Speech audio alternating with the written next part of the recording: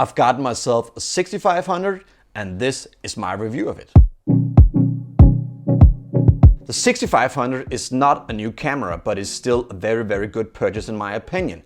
It is almost right now replacing my Sony A7S, almost. So the 6500 is a slightly upgrade from the 6300, and that means it has a touchscreen that you can only change focus points on, it has in-body image stabilization, and it has very good autofocus. Now, those last two is very important for vloggers, but I will get to that later. But without mentioning those three things, there's not a whole lot different from the A6300, so right now I should say, if that's not important for you, just get the A6300 because it also shoots 4K, it takes the same lenses, it is the same size, and it is quite a lot cheaper as well. The autofocus in this is very good. Also, the image stabilization is also quite good, which means that you don't have to have it on a GorillaPod or a Steadicam or anything. You can actually hold it up like this.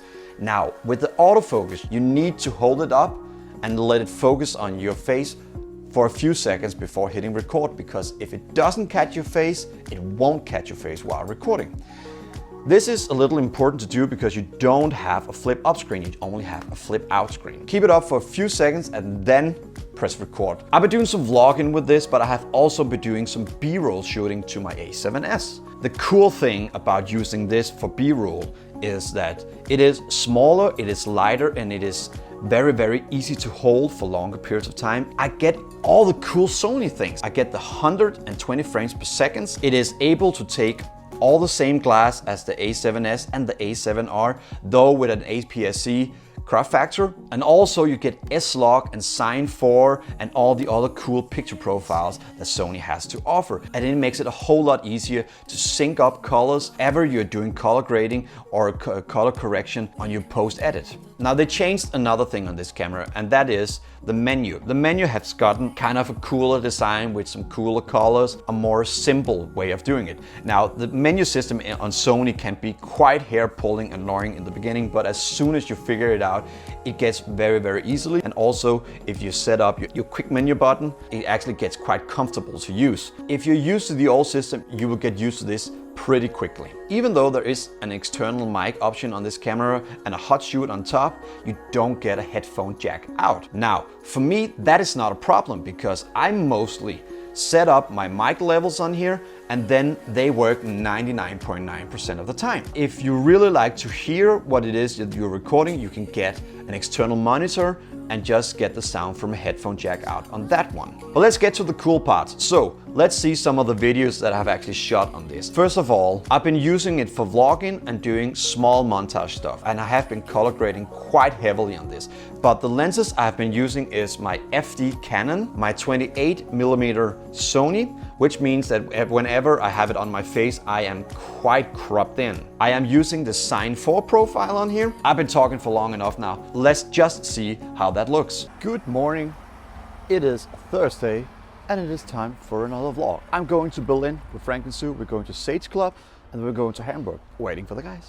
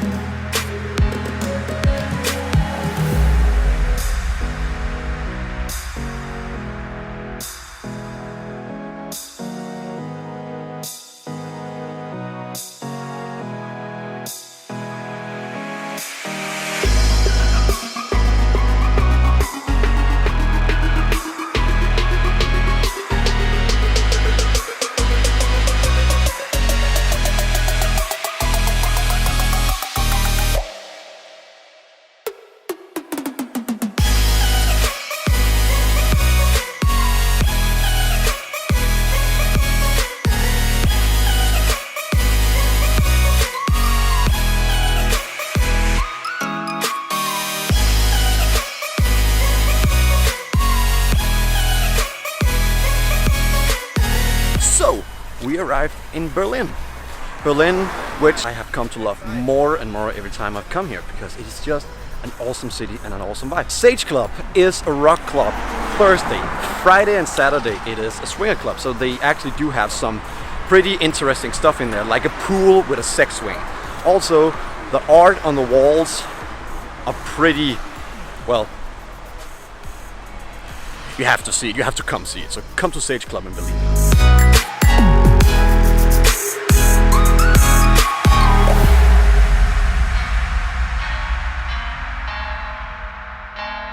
Jonathan and I are going to Sweden next weekend, obviously to his parents' vacation house, and we are going for a motorcycle ride. Motorcycle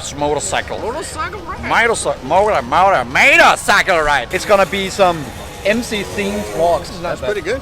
Pretty good. It's not too bad. That's JP. Hello. Hey, I'm not from Russia. I'm just being a dick. Just saying. No, is everyone? Is everyone nice? Of course, because everyone knows that the Viking. Wait, what? No. What? Let's talk about something Also, there's a. Look, it's Alex with a big thing on his camera. as they say. We're testing out the A7R, and I said 24 megapixels. That is actually wrong. It is 42 megapixels. 42 megapixels. So it's a big ass. And just look at the comparisons here. Canon and Sony.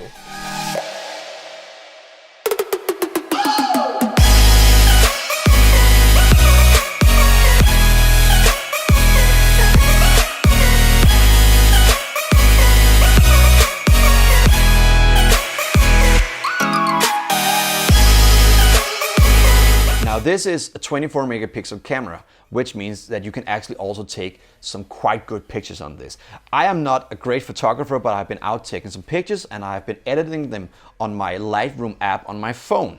This is pictures side by side where you see what they look like and what they could look like.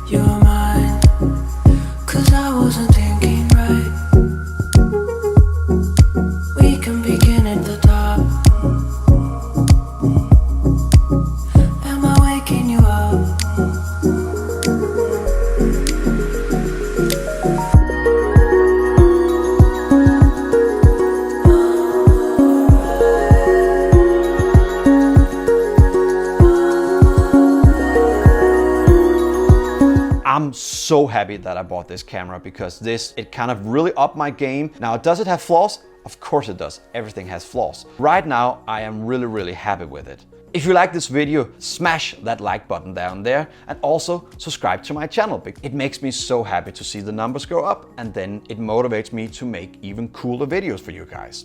But without any further ado, have a very nice week.